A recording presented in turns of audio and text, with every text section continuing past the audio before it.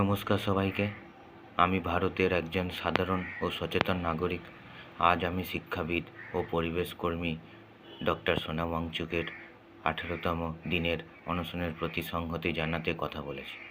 লাদাখের পরিবেশ রক্ষা, সেখানকার জনগণের সাংবিধানিক অধিকার এবং আমাদের দেশের টেকসই ভবিষ্যতের স্বার্থে তিনি যে অহিংস ও শান্তিপূর্ণ আন্দোলনে নেতৃত্ব দিচ্ছেন তা সমগ্র ভারতবাসীর জন্য গর্বের পাশাপাশি গভীর চিন্তার বিষয়।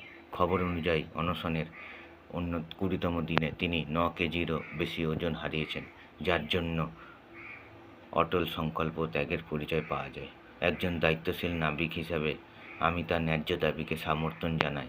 আমাদের গণতান্ত্রিক সরকারের উচিত তার যুক্তিসঙ্গত দাবিগুলি বিবেচনা করা এবং লাদাখের পরিবেশ ও সংস্কৃতি এবং স্টুডেন্টদের বিভিন্ন রকম যে পরীক্ষা সেগুলোকে কভারেজ করা, প্রয়োজনীয় সাংবিধানিক সুরক্ষা নিশ্চিত করা। আসুন আমরা সবাই একজন সচেতন নাগরিক হিসাবে এই ন্যায্য আন্দোলনের প্রতি সংহতি প্রকাশ করি এবং অহিংসার পথে দেশের ঐক্যকে শক্তিশালী করি। এবং আমার ছোট্ট ট্রিবিউট তার প্রতি। পাহাড়ের সন্তান সোনাম ওয়াংচুকের উদ্দেশ্যে শ্রদ্ধাঞ্জলি। হিমালয়ের বুক চিরে লাদাখের শূন্য প্রান্তরে এক অদ্ভুত ফুল ফুটেছিল কঠিন শৈলশিখরে।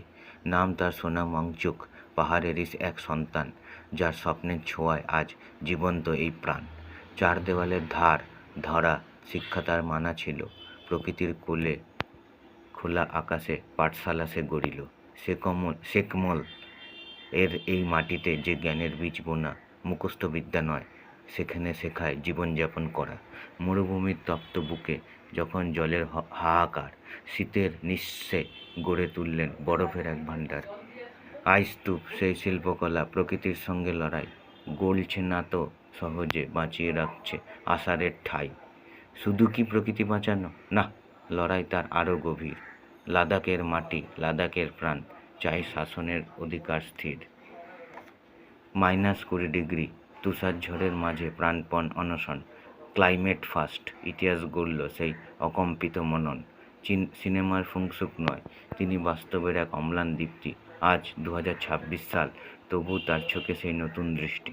জলবায়ুর সংকটে দাঁড়িয়ে তিনি আলোকবর্তিকা জ্বালান, হাজারো তরুণের স্বপ্নের পথে নতুন দিশা দেখান। হে পাহাড়ের সন্তান, তোমার এই নিঃস্বার্থ সাধনা ভারতবর্ষের গর্ব। তুমি প্রকৃতি বাঁচানোর মহাপ্রেরণা। শত প্রতিকূলতাকে হারিয়ে তুমি হয়ে রইলে অমর। সোনাম ওয়াংচুক, তোমাকে জানাই শ্রদ্ধার অশেষ সুর। ধন্যবাদ।